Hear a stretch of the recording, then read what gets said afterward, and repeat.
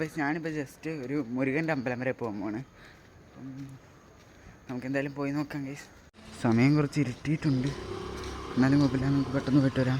വഴി വെച്ച് കണ്ടൊരു വണ്ടിയാണ്, പഴയ മോഡൽ ഡിസൈനിലുള്ള ഒരു ഇലക്ട്രിക് വണ്ടിയാണ്. കൈനറ്റിക് എന്നൊക്കെ ചെയ്തിട്ടുണ്ട്.